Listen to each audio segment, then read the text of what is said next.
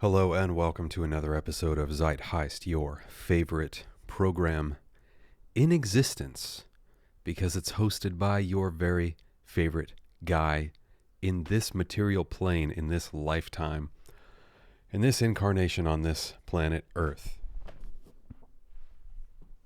Didn't quite get that, but... So here's the deal. Yes, we're back on YouTube. For those of you, For those of you listening on Spotify, you'll be wondering where the hell this show has been and why you got a notification as a subscriber for this little guy who used to do occult interviews in 2020, and his show disappeared after only a couple of episodes. And then for those of you on my YouTube, this is going to be, different form. Little guy shows up again, making content after doing VHS reviews and the occasional acoustic song cover. And then for those of you who have been following the Shady Pines radio broadcast version of this, I've essentially been doing a live hour-long radio show for over a year on Shady Pines Radio in Portland, Oregon.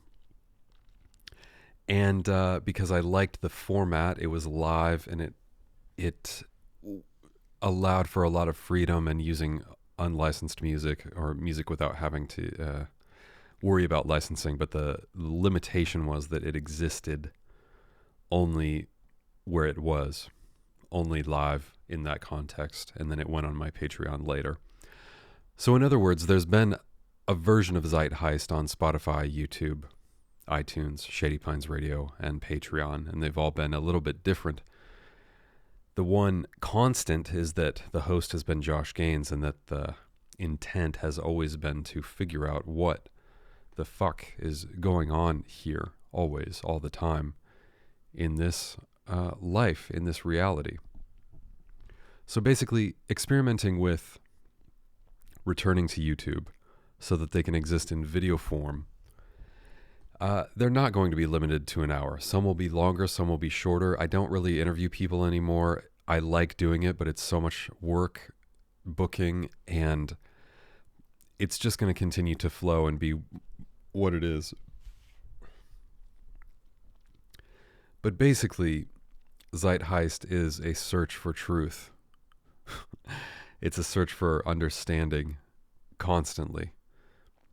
And trying to be a little less serious about the universe and about my own personal life, because as the world seems to be falling apart, there's also a part of me that realizes that none of this matters very much. I'm gonna turn off my own monitor. I'm just staring at myself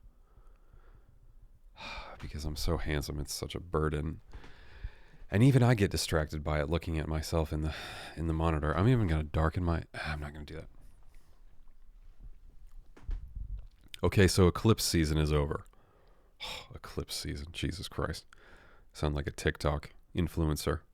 But it's true, right? I mean, this shit's fucking weird, and I try not to lean too much on astrology. Or, yes, I believe in it. Yes, it's real. The planetary energies have an influence on us. And also, I try not to base my entire life off of this shit. But, I gotta say, it plays a pretty substantial effect, and energetically this round in particular, the lunar eclipse back in April and then the solar eclipse a few days ago as of this recording, damn dude, never have I been so aware of its effect on me. And as in, it's like I know that I've lived through many eclipses already in previous years of life when I was unaware of any of this stuff, at periods of time where I thought astrology was fake, where I was like, energy, that's not real. I can't see it with my dang eyeballs. When I was a little curmudgeon-y, non-believer. So it's like, I'm sure in those periods of time, the eclipses were still affecting me, but it just manifested differently. And I wondered why I was really angsty at work or something. But now I can track it quite a bit more, with a lot more specificity, because I feel like the lunar eclipse you know, moon, Luna, all that. It's often about like shadow work, shadow self, deep repressed stuff that's under the surface about ourselves that has to be brought up like a dang lobster walking onto the beach, you know, the little lobster guy on the moon card in the tarot deck. That little lobster guy, the crustacean, is you know, you're over there going, hey, I think they have a deal this week for $5.99 unlimited butter rolls over at Red Lobster and all you can eat barbecue shrimp or something. And I'm like, dude, there's so much more to the crustacean world than you can even imagine. First of all, anyhow, the moon, lunar eclipse. The lobster is a symbol of like the depths of the ocean because it crawls around there like a little cockroach at the bottom of the ocean. You know what else is a cockroach? Is your shadow self, all your dark little parts of yourself that you want to keep crammed down into your svadhisthana, down in your little groin area, and make sure it never comes to the surface so you can just be a horny, nasty little person. And it's not nasty at all. It's good to be horny. In fact, we need to reclaim sexuality that's seated in that svadhisthana, but that's not the point of this. The lunar eclipse, I feel like, did this funny little... It was about shadow shit. It was about former versions of Josh, former versions of me, making this weird kind of Peter Pan fucking living shadow return, as in it's like it's almost like shit that was mostly out of me, mostly off of me, done, dealt with, processed, gone, making a brief comeback and be like, you know, hey baby, it's me, you know, you thought you were rid of me, but guess again. You know, we're the Monstars, baby. We're the tiny little alien guys getting turned into big, muscly creatures to beat you in a game of basketball. Cute. Anyone get the reference? Everybody? Okay, right. Yeah, kind of a surfacey, just kind of a surface level reference there. Anyway, everyone got it. It's one of everyone's favorite films, of course. My shadow made an interesting comeback, just a brief appearance, and reared its head almost like a funny little fuck you to me. My shadow saying fuck you to me. Now the comforting, and I don't think I'm going to be able to articulate this very well because it's so non-specific and the intricacies of it are so particular to my psyche and my lived experience that I don't think I can untangle it for you here, and it doesn't fucking matter. But it wouldn't surprise me if your own lunar eclipse period, the week or two, you know, before and after, looked something like this, where it's like some shadowy, quote unquote, dark, mucky, undesirable part of you rearing its head again, whether that is a habit, whether that is a person, whether that is a situation that you've already been through and it's coming around again in a different way. I don't know. And so for me, I think it was, the pleasant part of this was that I recognized it and it's like, cool. This is done. It's dealt with. It's brought to the surface. It doesn't have to be shadow anymore. It's just integrated into the wholeness of Josh. Yeah, because it's like this shadow shit. I don't think it's ever meant to be denied or pushed away or being like, that's too scary, that's too dark, that's not me. I think the way to do it, the idea is to be like, all of this is a part of me, regardless of what society says, regardless of what morality or human ethics say. This is my shadow. This is real. This is part of the fullness of me, the part of the fullness of everything. And I must allow it to be, instead of shove and cram it down and pretend it's not there and deny the dark parts of me. It gets tricky because we don't want the dark parts of us to harm or cause suffering to another human being, or to many, like, to cause suffering really to anything at all. And maybe that's the interesting alchemy of the process of awakening, is like embracing the shadow without becoming destructive around yourself, around your world. So that was my lunar eclipse. In some ways, I feel like that's still unfolding and being set back to balance. And I mean, yeah, having two eclipses within, what, 2 or 3 weeks of each other is like a fucking wham bam double punch. That is it's a lot. It's a lot of energetic upheaval in a row, and like two very different flavors or genres of energetic upheaval. And I feel like for the past month, when people ask me how I'm doing, I haven't been able to help, but this is the first thing that I bring up, is this. And I don't go into a fucking diatribe like I am right now for you, but just being like, fucking eclipses, man. Am I right? Thankfully, most of the people in my world are also on this wavelength and feeling this too. And they're like, I know, God, enough already. And then other people are like, yeah, the moon covers the sun for a few minutes. Who cares?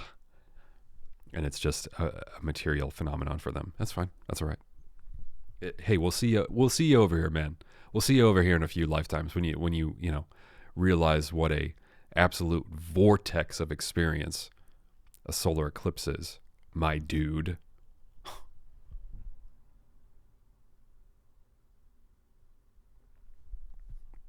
Okay, so on that note, then, solar eclipse covered the lunar, the solar. All right. So if we're talking, what is it? Muladhara, Svadhisthana. What's this one? What's the solar plexus chakra? It's the,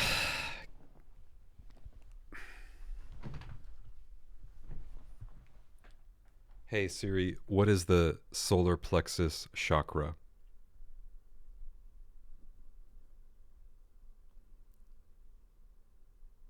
Manipura, thank you. I gave Siri the chance to be on the mic, and she went ahead and flubbed the ball. Okay, for me, I would say this one felt more like, if there was any aspect of me, of Josh, denying my personal legend, denying my dharma, denying what I am meant to do in this lifetime, that is this subtle and yet powerful implication deep within me that I have known for years, or that has reiterated itself and continued showing me itself for years and years. If there was any part of modern day Josh denying that and trying to get away from it, I feel like the solar eclipse ground my life down to powder and was like, yo, are you showing up or not? Because, like, I can fucking end you, bro. And I don't know. I mean, that's not quite the right way to characterize it, because there's some meanness in that. And it's not mean. It's more just like, I don't know how this works. This is just my perception. I think if I'm denying my dharma, if I'm spending the days of my life doing shit that is not in alignment with my truth and my path and what I know resonates with my heart, then it's like shit gets really wily. Things get more difficult, let's say. Regular life is always going to have difficulties and waves to ride, and moments of ease and abundance, and moments of scarcity and difficulty, and moments of challenge, moments of pain, moments of bliss, whatever. It's all cycles. and none of it is blessing or punishment ever, even though fucking preaching to the choir over here, because I still have a hard time not seeing it that way. So when I say the solar eclipse was like grinding me down to a fine ash until I was almost almost done, like almost done being alive, almost done with this shit, and like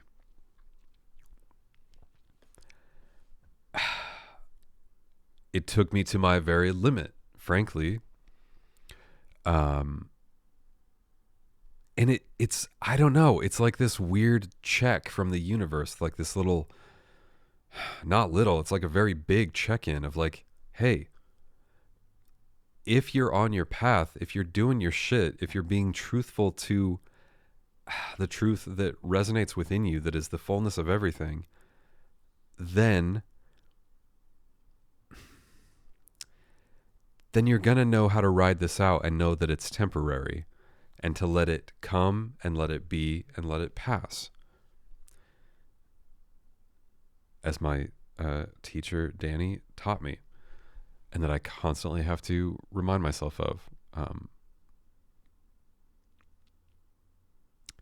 And so it's like, yeah, it's not a punishment from the universe, but it's just it's a reality check. It's a mirror held up with pristine clarity and like a frightening amount of detail. That's just like, dude, you know, are you doing the thing, or are you avoiding and running? Are you fucking around and wasting time?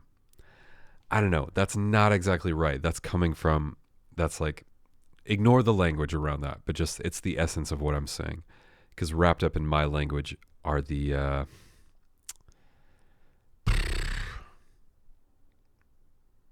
way that I see the world, and like the complicated things that are interwoven from my upbringing. Anyhow, I feel like the solar eclipse was essentially saying like, hey man, I think you've been avoiding your path a bit, or a lot, for a while, for a couple of years actually, and doing other stuff that's like not entirely off the path.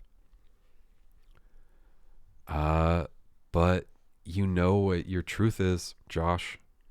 You know what you're supposed to be doing, and you're kind of avoiding it because you're scared. And so I'm going to put you through something that's probably even more scary and more difficult than that. That's what it felt like to me anyway. It's intriguing to me that, at least in the American school system, and at least in Oregon in particular, I don't know for the rest of the country, but I think this is relatively universal within a couple of weeks. But it was spring break during the week of the solar eclipse in particular.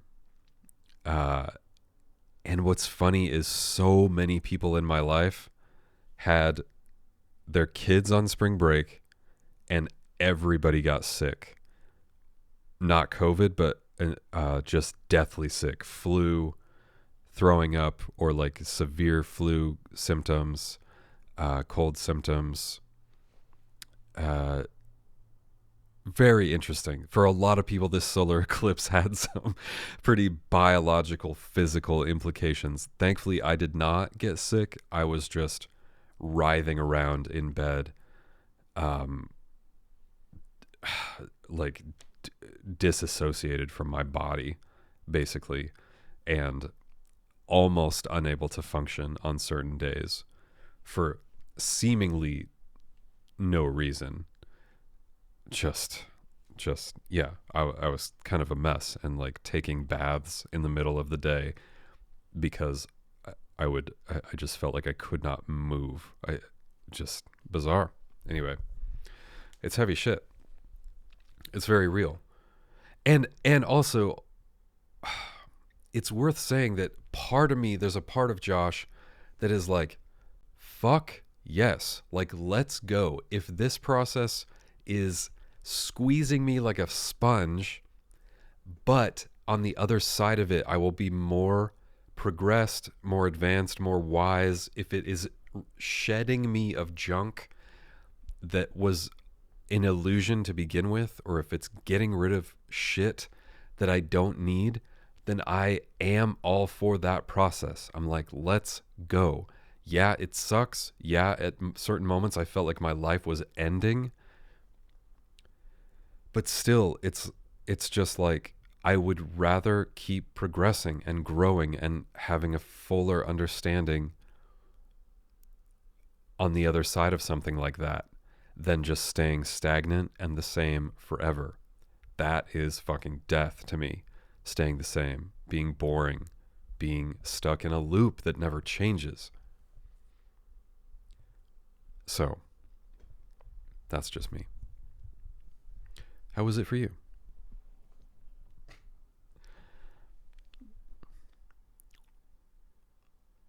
And what's weird too, it's not weird. It is, and it's not, is that I recognize that not everyone listening to this has the option to writhe around in bed, unable to function until noon sometimes, and get in the bath and just like try to bring themselves to baseline. However, while I was doing this work, and I do believe fully now that this actually is the work of nervous system healing and trauma healing and the process of enlightenment and awakening, my universe did support me, actually, as this was happening, even though it seems in America, in the hustle and productivity based country we live in, of like go, go, go, hustle, work all the time, run yourself ragged. It was hard to rest, and I felt like I didn't deserve it, and I felt like I was wasting time, but my universe supported me. Whatever the fuck that means. But I had what I needed despite having to rest. And I think that there is something to that. And it's really hard, man, to listen to that and to just do it. Because for years I had this mindset of like, I need to be responsible. If I'm not working 8 hours a day, that I'm not going to have what I need, and I can't, all this shit. And it's like, what? Whose is that? Because I've come to realize that's not my narrative at all. It's the one I was born into, and the one that I've heard repeated in infinite iterations. But what if the actual work in a new way of being for humans, for awareness, for society, for every living thing, was to heal, was to grow, was to take care of each individual body, and to undo all the programming that we've been instilled with, so that these physiological bodies, these physical bodies, you know what? I don't know what physiological means. It's just a word I've heard used in other contexts, and I hope I'm using it correctly. Who gives a shit? I mean my body, all right? What if the actual work was to get our bodies well? Because all of this, like, work-a-day life and hustle and productivity and, like, infinite exponential growth forever of income and increase and more, like bigger bottom line every quarter, is not sustainable. It's already abundantly clear that that's not sustainable. But that doesn't have to be a dire, scary thing, because I believe that all of this is, do I believe this? Is this true? It's going to radically change.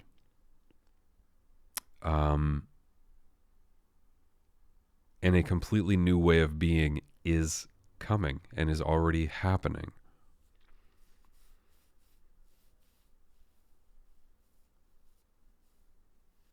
that, just as a brief aside, it's like the anti-capitalist stuff, hearing people whine and shout and yell about this on the internet, on social media, and do these fucking Instagram reels about, did you know that capitalism is actually rooted in colonialism, and it's actually racist and violent and da da da da da. And it's like, in a certain sense, yes, that's all true, accurate, whatever. However, these people with their ideological shit, it's just suffering porn. It's like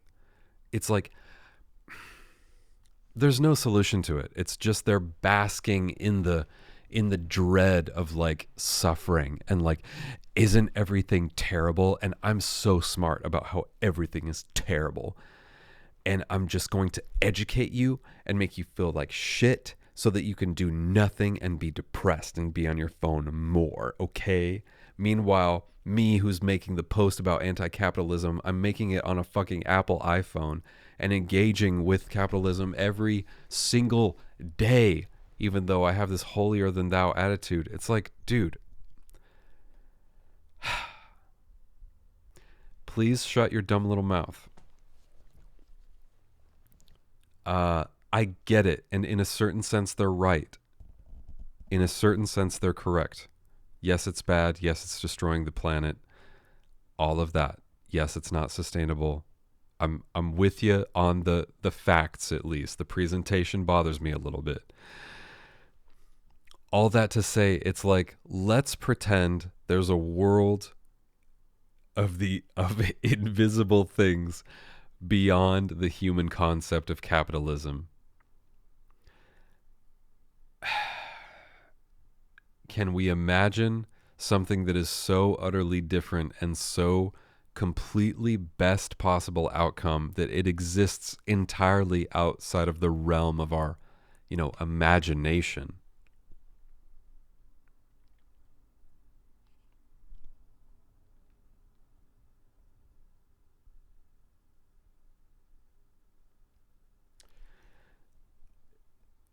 Because I think that's how radical of a change is possible. And this torture porn of capitalism and colonialism is nothing but ideology. It's just an echo chamber bouncing off of itself for people to agree with like-minded people and be miserable together. And nothing changes because shouting and whining on the internet doesn't do anything, said the guy who's at least saying things on the internet. Shouting and whining, I don't know. And also, we love those capitalism folks. We love those TikToks. We love those reels. We love the, all the right terms. Whatever terms you believe in, whatever ideology you think is good. Me too, man. Yeah, me too. I'm right there with you.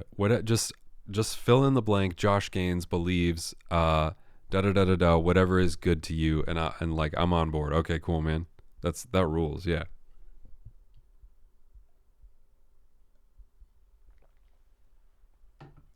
I'm out of my depth with that shit because it doesn't matter. It's pretend. That's so temporary. It may not be temporary to our lifetimes, but it's so beyond meaningless. And there's no reason to let your awareness and presence of mind and your personal joy in this life be ruined by ideas like that. But I don't know. Maybe I'm wrong. We probably need at least a few soldiers out there fighting the good cause and making, like, all right, enough about that. Jesus. Speaking of Jesus, let's hear from the good book.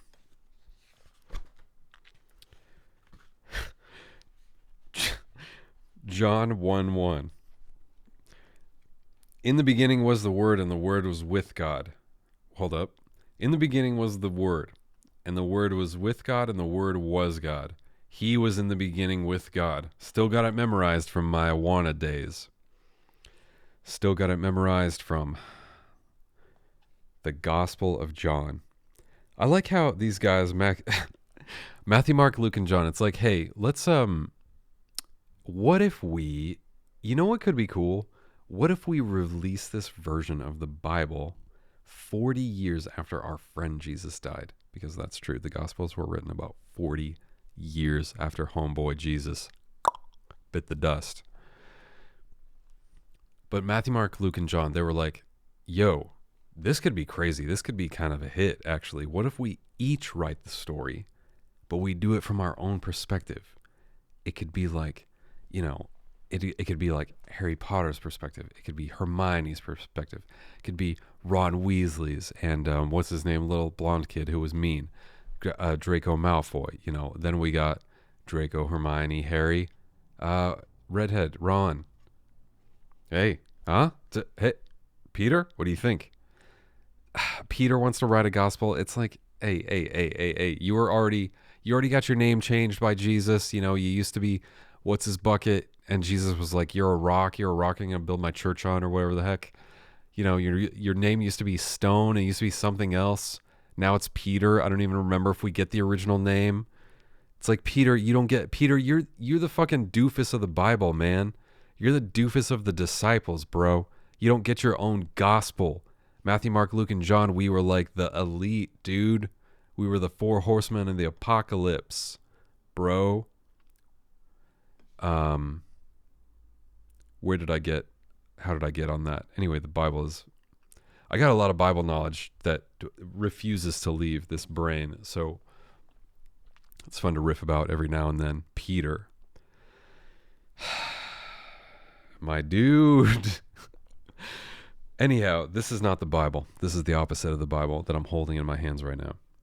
This was my first meditation journal, or kind of sort of grimoire as well, a little bit. Grimoire is like what self-important white guys call their meditation journal in order to seem important and to show, you know, fledgling young nymphs that they're trying to woo into their cult so that they can fuck them by being an important wizard with the coolest robe and the most meaningless knowledge is what a grimoire is.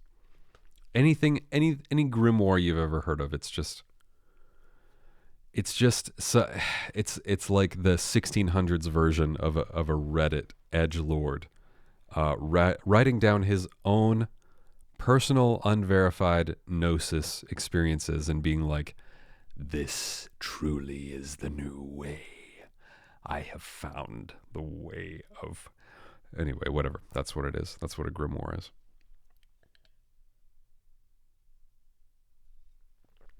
And it's fun to make your own because you learn a lot, actually.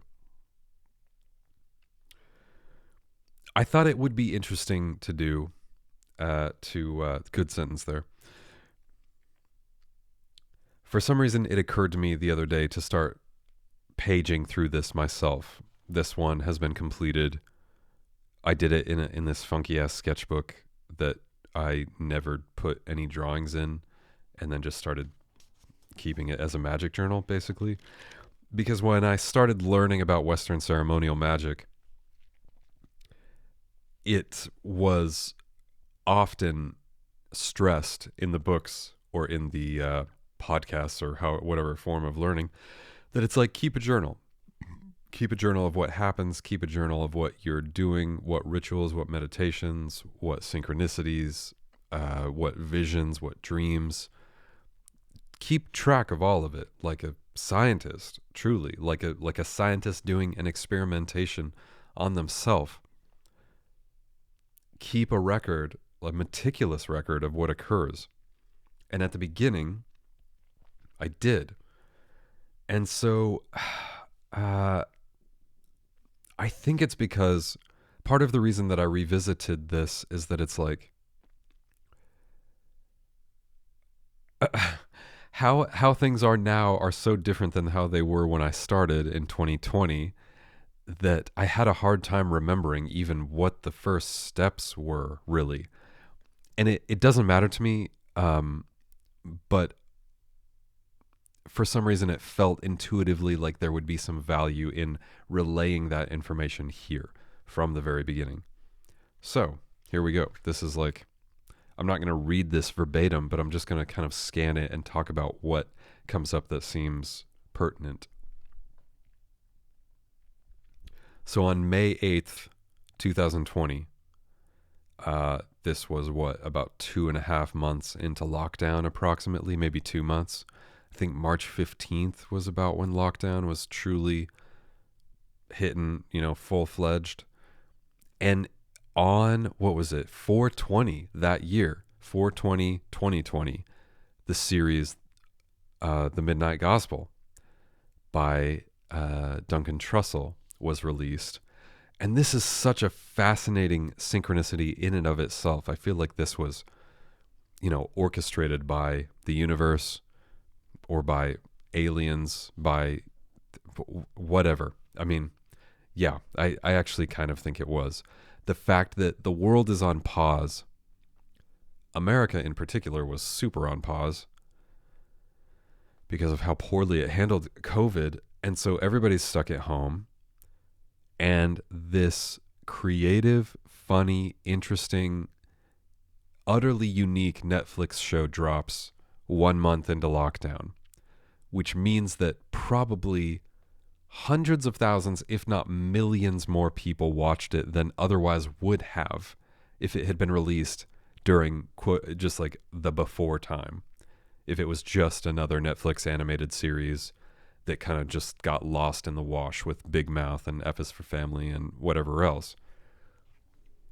But the fact that it dropped then, lots of people found this material, and a couple of the episodes are relatively surfacey, but a couple of them are very fucking poignant. They're rich with esoteric, mystical, metaphysical themes.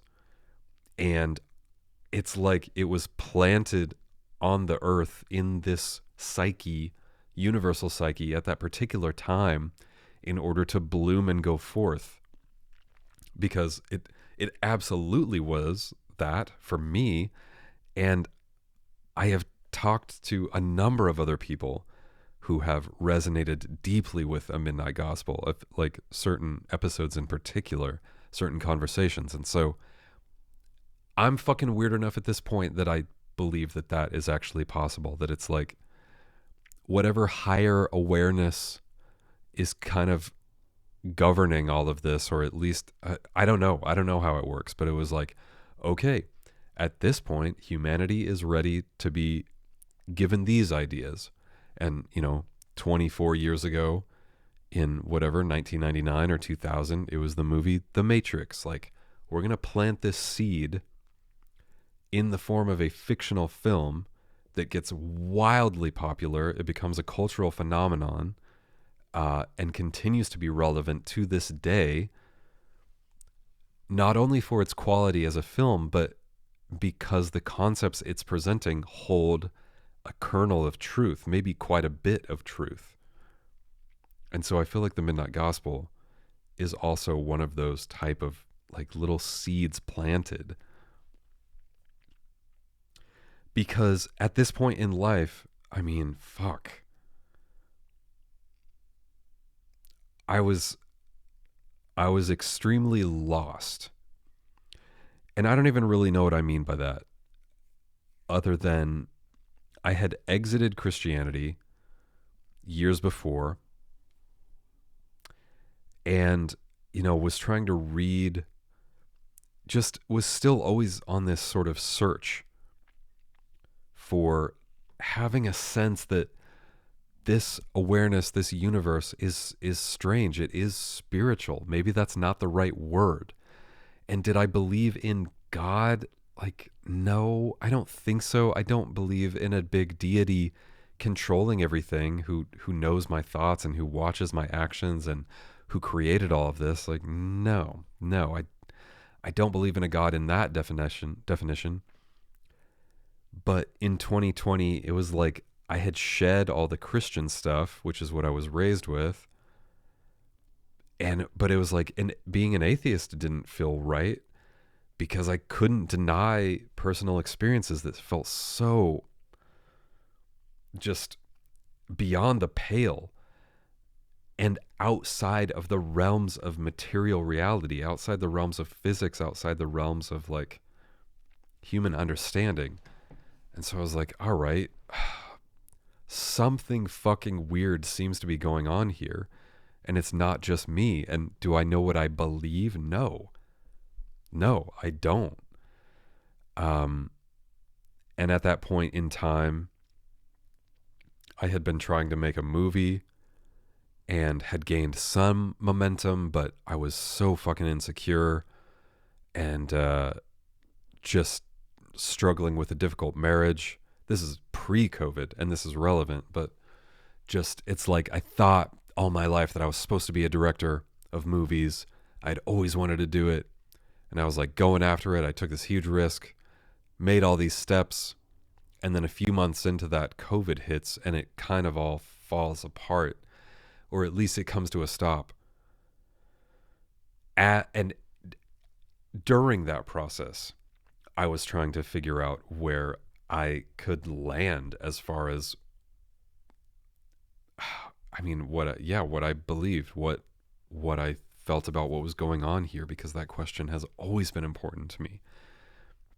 I feel like my entire life has been a search for that, for the answer to that, or for just, even if not one singular answer, points of reference that I can kind of link together into this web that's like holding me up a little bit. That's like, all right, this is my particular unique conglomeration of beliefs that seem disparate, but in my mind kind of link together and make a certain kind of sense, and they're all in tandem with each other.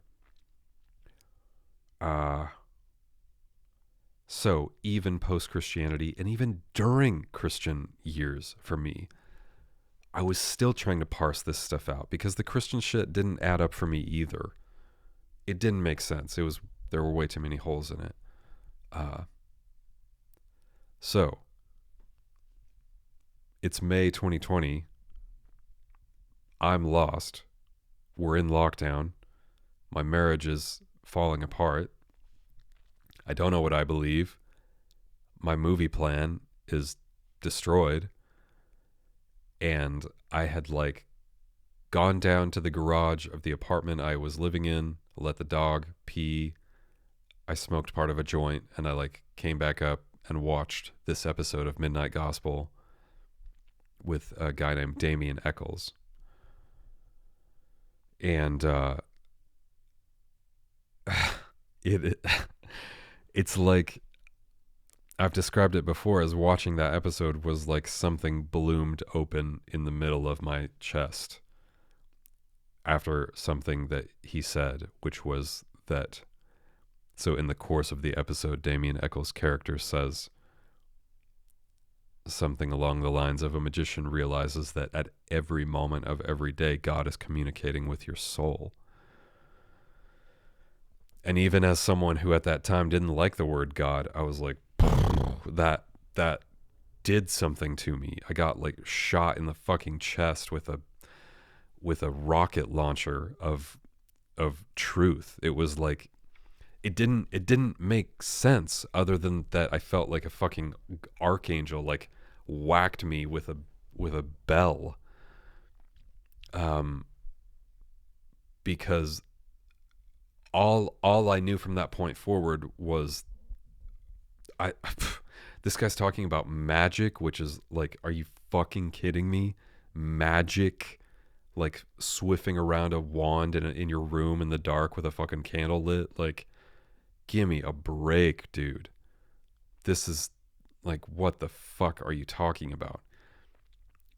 But Damien's words were so compelling, and he seemed so learned and intelligent about this subject, and he was speaking about it with such not only knowledge and education, but like a sense of passion that felt truthful and real, and not like delusion, but like he had an understanding that was beyond my frame of reference. So at a period of time in 2020 when I still thought magic was like the occult, I thought it was evil, I thought it was dangerous, I thought it was demons and pentagrams and like skulls and sacrificing goats and stuff. But like the way this guy was talking about it, it made, I didn't understand it, but it made sense to me. And I was like, all right, I guess it's time to look into magic.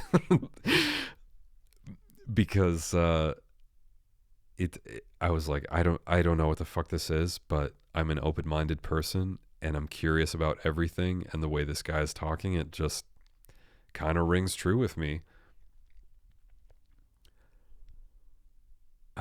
So I did.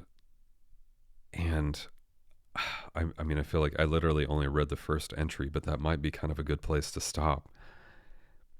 But it's just like, I can't stress enough what a skeptic I was, because I'm an intelligent person who has read widely. And yeah, at the time, I mean, this is only 4 years ago, I was like tarot cards, astrology, fortune telling, ESP, any of these metaphysical ideas, like anything outside of hard science, material reality. I was like, that's some delusional hippie bullshit. That's just like some goofy, that's like crazy talk. The people who are into that are literally, they're like, they should be in a mental hospital. That's what I thought at the time. And so now I'm pleased to be someone that others think should be in a mental hospital. And all that. So just saying, yeah, I was a big skeptic, and I was like, there's no fucking way this can be real or true. And it's interesting because all of that stuff, tarot cards, astrology, magic, ritual, I mean, that's just scratching the surface, which is a longer discussion for another time. But yeah, just, I don't know, if you, I guess if you think it's crazy listening to me say this, I get it, dude, because I used to be there. And it's less about what is it? What am I trying to say? All I know is that if something rings true with you, and that if it feels compelling, even if it sounds crazy to everything else you've been taught in the course of your life, go towards the crazy.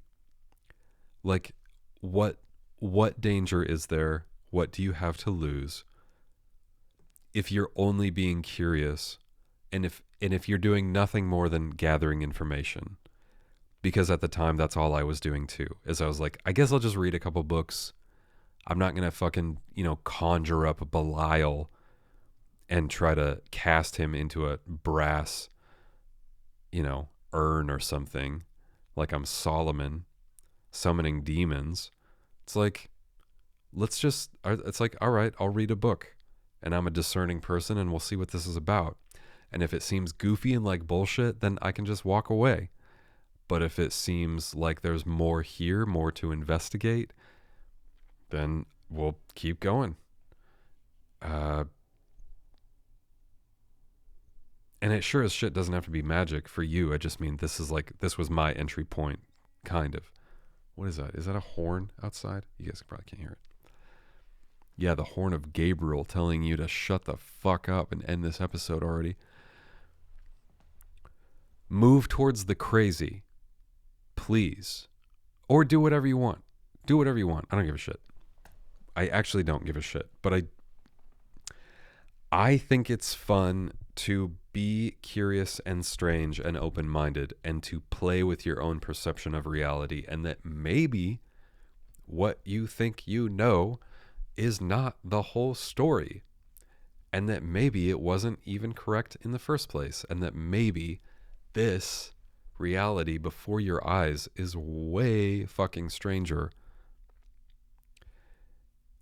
and way more limitless than you can possibly imagine. And it's so exciting and fascinating to dig into that if you haven't before. So I guess that's all I got to say about that. I'm going to pull up my OBS thing here. Just technical jargon. Don't worry about it. Hair is looking crazy. That's fun. Thanks for listening to the show. Thanks for watching. Whatever. Am I going to... Oh, yeah. I was going to do this little card thing. I made this adorable little streaming card. Look at that. Oh, that's cute.